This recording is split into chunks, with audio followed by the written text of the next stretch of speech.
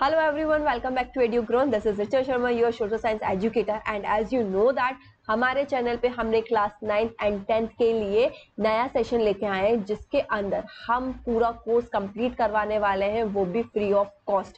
और साथ के साथ में जो ये कोर्स है उसको इस हिसाब से डिजाइन किया गया है कि आपका फाउंडेशन कोर्स के अंदर भी क्या हो सके, हेल्प कर सके, जिसके कारण आप कोई भी कॉम्पिटिटिव एग्जाम देते हैं तो उसके अंदर क्या हो सके, आपकी हेल्प हो सके। एंड इसके अंदर जो मैं आपको पढ़ाने वाली हूँ वो है सोशल साइंस। और आपने हमारा टाइम टेबल ऑलरेडी देख लिया होगा। जो MWF है उसके अंदर मैं आपको क्लास 9 का सोशल साइंस पढ़ाऊंगी एंड TTS के अंदर मैं आपको क्लास 10 का सोशल साइंस पढ़ाऊंगी।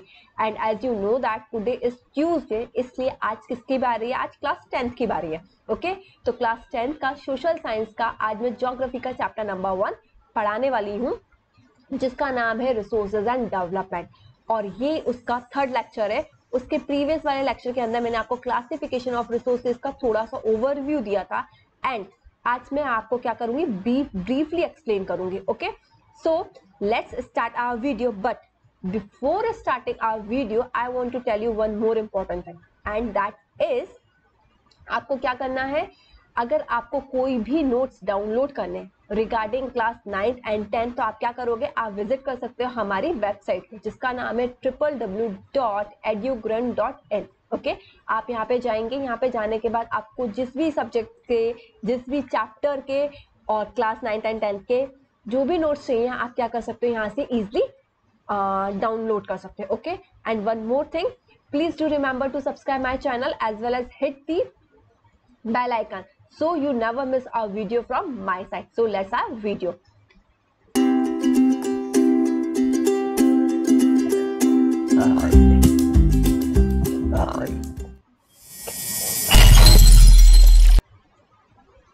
जैसे कि मैं आपको बता रही थी, सबसे पहले तो welcome back to social science class. Okay, और आई होप आप भी इतने एक्साइटेड होंगे आज की क्लास अटेंड करने के लिए, राइट? सो स्टार्ट करते हैं हमारा टॉपिक जो है classification of resources. As you know that मैं प्रीवियस क्लास में इसका थोड़ा सा ओवरव्यू दे चुकी हूँ जिसके कारण आपको समझने में दिक्कत नहीं जाएगी इस वाले वीडियो में। एंड और जिसको शॉर्टकट में चाहिए या उसको नॉर्मली रिवाइज करना है तो वो वाला भी वीडियो रेफर कर सकता है। नाउ इसके अंदर मैंने आपको इस वाले वीडियो के अंदर मैंने आपकी 2 कैटेगरी को एक्सप्लेन करूंगी। First one is on the basis of origin and second one is on the basis of ownership. मैंने इस हिसाब से इसको डिवाइड किया है जिसके अकॉर्डिंग आपको समझने में प्रॉब्लम ना जाए और डिटेल्ड एक्सप्लेनेशन है इसके अंदर विद एग्जांपल एंड ऑल। साथ के साथ में आपको क्या ना, आपको कंफ्यूजन भी ना हो। ओके, सो जैसे कि मैंने आपको बताया था जो हमारे रिसोर्सेज हैं वो 4 ब्रॉडली कैटेगरी में डिवाइड किए गए। ओके, या फिर हम बोल सकते हैं कैटेगराइज किए गए। फर्स्ट है आपका on the basis of origin, second है on the basis of exhaustibility, third one है आपका on the basis of ownership and fourth one है आपका on the basis of status of development. अब हम देखते हैं कि उनको भी फर्दर क्लासिफाई किया गया है तो वो कौन कौन से हैं। हम अगर हमें फर्स्ट की बात करें on the basis of origin तो उसको फर्दर 2 क्लासिफिकेशन है उसके, कौन कौन से, बायोटिक एंड एबायोटिक। सेकेंड वाला जो है आपका on the basis of exhaustibility, उसको भी आपके फर्दर 2 क्लासिफिकेशन है उसके, क्या है, रिन्यूएबल एंड नॉन रिन्यूएबल। इसके बाद जो आपकी थर्ड कैटेगरी है ऑनरशिप, उसको आपका क्या किया गया, 4 कैटेगरी में डिवाइड किया गया जो है आपका individual, community, national and international resources. अब जो आपका फोर्थ एंड लास्ट वन है वो है आपका स्टेटस ऑफ डेवलपमेंट। इसको भी फर्दर 4 कैटेगरी में डिवाइड किया गया है, that is potential, develop, stock and reserve. ये तो आपका मैंने बता दिया कौन कौन सी कैटेगरी में कितने कितने टाइप से डिवाइड किए गए। अब हम इसको 1 बाय 1 ब्रीफली देख लेते हैं। ओके, जिसके अंदर मैं आज आपको ओरिजिन के बारे में और ऑनरशिप के बारे में बताने वाली हूँ, ठीक है। और जो हमारा नेक्स्ट लेक्चर होगा उसके अंदर मैं आपको exhaustibility and status of development के बारे में बताऊंगी। तो आपको बिल्कुल भी कंफ्यूजन नहीं होगा, बहुत इजीली समझ में आ जाएगा और आपको प्रॉपर नोट्स भी मिल जाएंगे। और आपको लेंथी भी नहीं लगेगा वीडियो।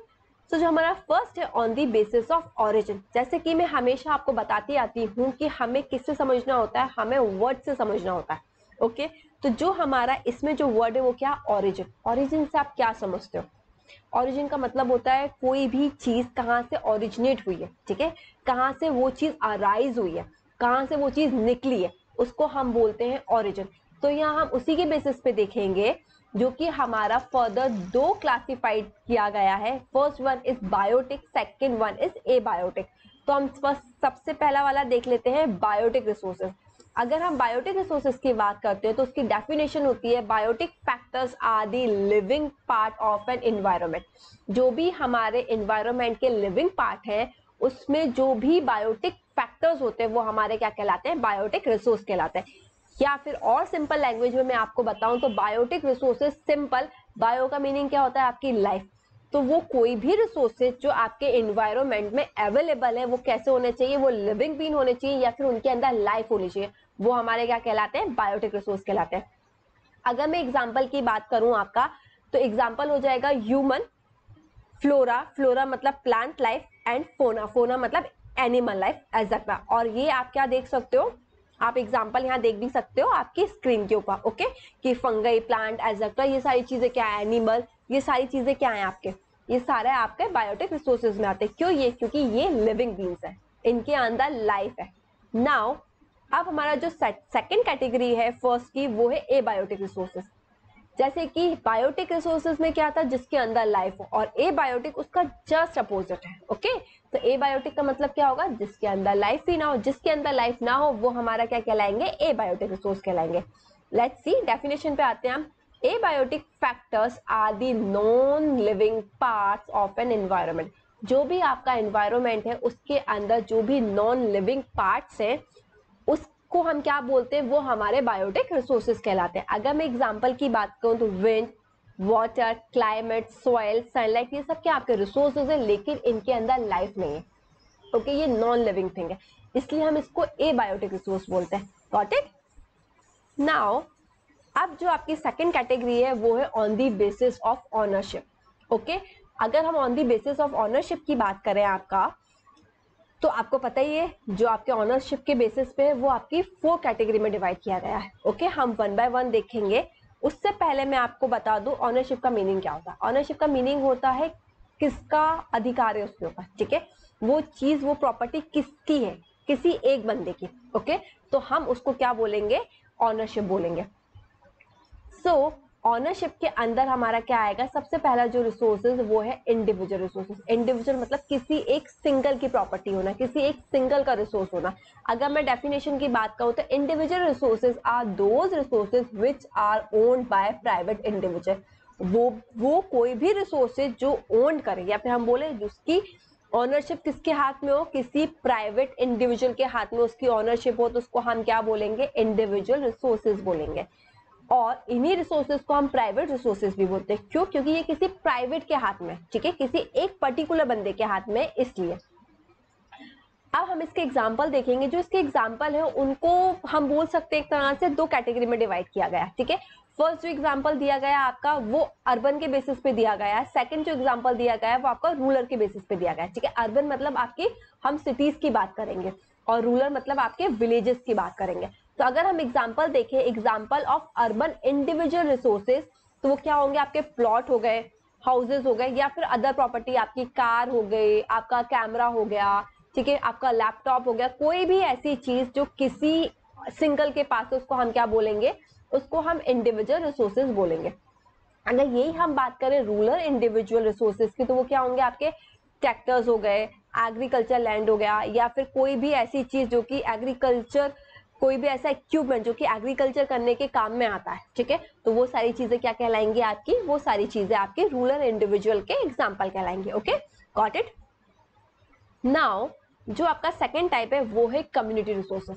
कम्युनिटी से आप क्या समझते हो, कम्युनिटी का मीनिंग होता है ग्रुप ऑफ पीपल, ठीक है। कम्युनिटी का मीनिंग क्या होता है, ग्रुप ऑफ पीपल। बहुत सारे पीपल से मिलके ही तो कम्युनिटी या फिर सोसाइटी बनती है, right. So, community resources are which are accessible of all members of community and society. Community resources वो resources होते हैं जो कि किसी एक कम्युनिटी या सोसाइटी के सारे मेंबर उसका यूज कर सकें या फिर उसको एक्सेस कर सकें, ओके।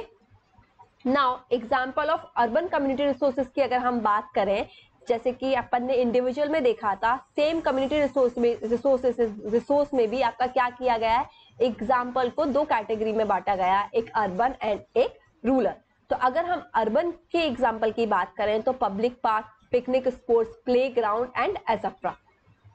इसके अलावा अगर हम आपके example of rural community resources की बात करें तो वो है grazing ground, village pond and etcetera. अगर आपको ग्रेजिंग ग्राउंड का मीनिंग मैं आपको बता देती हूँ क्या होता है, जैसे कि आपके पेट एनिमल होते हैं, फॉर एग्जाम्पल आपके बफेलो हो गई या फिर आपका बोलना चाहिए गोट हो गई, तो इन सबको खाने के लिए वो घास चाहिए होती है, ठीक है। तो वो जिस जगह जाते हैं खाने, जिस ग्राउंड में उसको एक तरह से उसको चरना बोलते हैं, उसको खाने जाते हैं, तो उसको हम क्या बोलते हैं, ग्रेजिंग ग्राउंड बोलते हैं। और अगर मैं विलेज पॉन्ड की बात करूं तो वो क्या होते हैं, आपके तालाब, जैसे कि आप इमेजेस के अंदर देख सकते हैं। नाउ अब जो आपका थर्ड कैटेगरी है वो है नेशनल रिसोर्सेज। ओके, तो अब हम नेशनल रिसोर्सेज देखते हैं। तो technically all the resources belong to the nation. Technical resources क्या होते हैं, वो सारे रिसोर्सेज जो किसको बिलोंग करते हैं, जो कि नेशन को बिलोंग करते हैं। अब भले ही वो आपका कम्युनिटी रिसोर्सेज हो या फिर वो क्या हो, नेशनल रिसोर्स हो, इंडिविजुअल रिसोर्स, ठीक है। दोनों रिसोर्सेज आपके किसके अंदर आएंगे, नेशनल रिसोर्सेज के अंदर आएंगे। Individual as well as community resources, दोनों रिसोर्सेज किसके अंदर आएंगे, नेशनल रिसोर्सेज के अंदर आएंगे। क्यों, क्योंकि वो दोनों रिसोर्सेज किससे बिलोंग करते हैं, वो नेशन को बिलोंग करते हैं, इसलिए। इसके अलावा हम बोल सकते हैं the country has legal powers to acquire even private property for public goods. जैसे कि अगर किसी इंडिविजुअल के पास कोई लैंड है, ठीक है, या किसी कम्युनिटी के पास कोई लैंड है, अगर कंट्री को लगता है, गवर्नमेंट को लगता है कि उसका यूज करके वो वहाँ कैनाल बना सकता है या फिर वहाँ वो रोड का इंफ्रास्ट्रक्चर कर सकता है, कंस्ट्रक्ट कर सकता है रोड को, या वहाँ बोलना चाहिए एक तरह से रेलवे ट्रैक जा सकता है, कोई भी ऐसी चीज बन सकती है जिससे कि वहाँ के सिटीजन्स को, वहाँ के लोगों को क्या हो, बेनिफिट हो, तो ये गवर्नमेंट कर सकती है। ओके, एक तरह से हम बोल सकते हैं जो कंट्री, उसके पास लीगल पावर होता है एक्वायर करने का, किसको, प्राइवेट प्रॉपर्टी को, जिसके कारण वहां के लोगों का क्या हो सके, बेनिफिट हो सके। इसलिए इवन आपने बहुत सारी जगह देखा भी होगा कि कभी कहीं रोड बनते हैं, कैनाल बनते हैं या रेलवे बनता है, तो उस टाइम पे अगर किसी की जमीन अगर काम में लेनी होती है, ठीक है, भले वो किसी इंडिविजुअल की हो या कम्युनिटी की हो, तो गवर्नमेंट क्या करती है, उसको अपने अंदर ले लेती है, उसको ऑक्यूपाई कर लेती है। बट उसके बिहाफ में उन्हें वो कुछ दे भी देती है कहीं और, या तो प्रॉपर्टी दे देगी या फिर उनको पैसा दे देगी। Okay, urban development authorities get empowered by the government to acquire land. अब क्या होता है, अब ये इसका जो मतलब बोलना चाहिए अथॉरिटी एम्पावर्ड किसके हाथ में, तो गवर्नमेंट ने ये अथॉरिटी किसको दी है, अर्बन डेवलपमेंट अथॉरिटीज को। ये एम्पावर्ड है, उनके पास ये पावर है कि वो क्या कर सकते हैं, एक्वायर कर सकते हैं लैंड को किसी भी प्राइवेट या फिर कम्युनिटी से। ओके, अगर उनकी जरूरत पड़ रही है तो।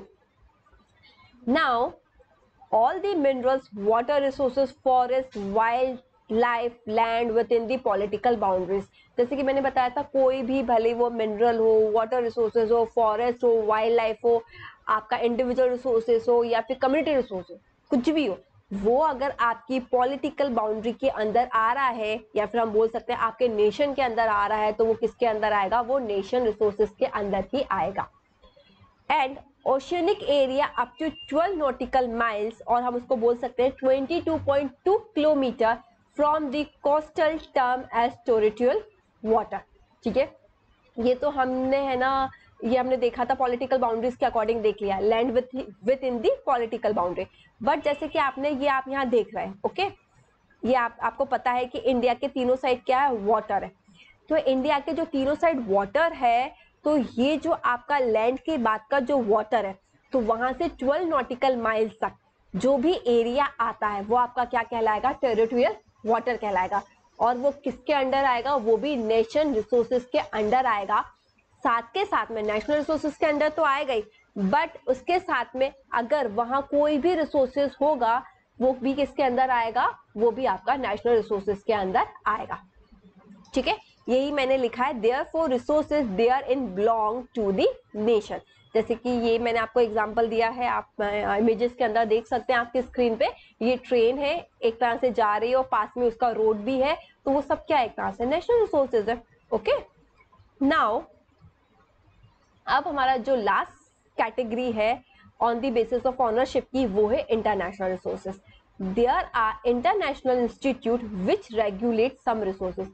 यहाँ क्या होते हैं, कुछ इंटरनेशनल इंस्टीट्यूट हैं आपके, जो क्या करते हैं, जो रेगुलेट करते हैं कुछ रिसोर्सेज को।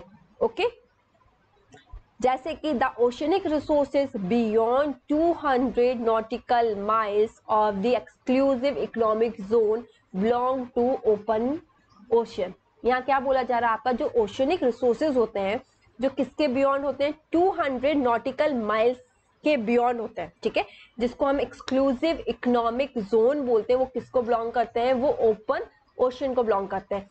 एंड उसको यूज करने के लिए, ठीक है, उसको कोई भी कंट्री अपने आप से यूज नहीं कर सकती है, गॉट इट। उसको यूज करने के लिए क्या चाहिए होगा, उसको परमिशन चाहिए होगी। किससे परमिशन चाहिए होगी, इंटरनेशनल इंस्टीट्यूट से, एंड देन वो उसका यूज कर सकती है। ओके, तो no individual country can utilise this resources without the permission of international institute. कोई भी इंडिविजुअल कंट्री इसका यूटिलाइज नहीं कर सकती है इन रिसोर्सेज का, कब तक, जब तक उसके पास परमिशन ना हो, किसकी, इंटरनेशनल इंस्टीट्यूट की, गॉट इट। अदरवाइज ऑब्वियसली बात है, हाँ, अगर उस कंट्री को लगता है कि नहीं वो वहाँ जो रिसोर्सेज है वो उसके लिए बहुत ज़्यादा हेल्पफुल है या फिर उसके लिए बहुत ज़्यादा यूटिलाइज है, तो वो क्या करेगी, वो इंटरनेशनल जो इंस्टीट्यूट है उनसे क्या मांगेगी, परमिशन मांगेगी। और जब उसको परमिशन मिल जाएगी तो वो इजीली क्या कर सकती है, उनका यूज कर सकती है। फॉर एग्जाम्पल, जैसे कि आपको फिर से आपको डायग्राम दिख रहा होगा, जो आपका 12 नॉटिकल माइल्स तक रहता है वो आपका क्या कहलाता है, टेरिटोरियल सी कहलाता है। उसके बाद अप टू 200 नॉटिकल माइल्स तक आपका क्या कहलाता है, वो आपका एक्सक्लूसिव इकोनॉमिक जोन कहलाता है। ओके, और उसके बाद आपका हाई सी आ जाता है। गॉट इट एवरीवन, यहाँ तक तो आपको समझ में आया होगा। इसके बाद आपके बुक के अंदर डिड यू नो करके एक और चीज दी गई है, उसके अंदर क्या बोला जाता है मैं आपको बताती हूँ, जिसके अंदर बताया गया है आपका India has got right to mine manganese nodules from the bed of the Indian Ocean from that area which lies beyond the exclusive economic zone. क्या बोला जा रहा है यहाँ, इंडिया के पास राइट्स है जो कि आपका एरिया है बियॉन्ड एक्सक्लूसिव इकोनॉमिक जोन, तो वो क्या कर सकती है, उसके अंदर जो मैग्नीज नोड्यूल्स है उसको क्या कर सकती है, उसको मतलब उसका यूज कर सकती है, उसके पास राइट है। ओके, ये आपके अंदर बुक के अंदर डिड यू नो में करके दिया गया है। एंड आई होप कि आपको आज का लेक्चर क्या हुआ होगा, प्रॉपर समझ में आया होगा, right. So student, that's all for today's lecture.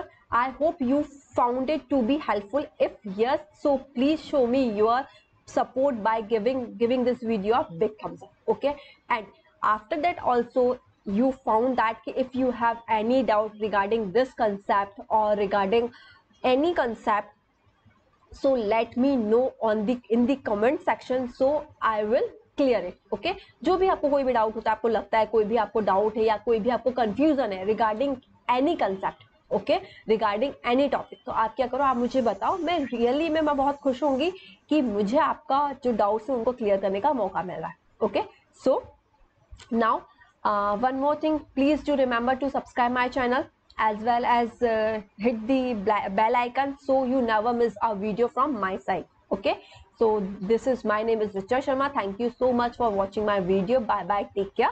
मिलते हैं हम हमारे next video के अंदर।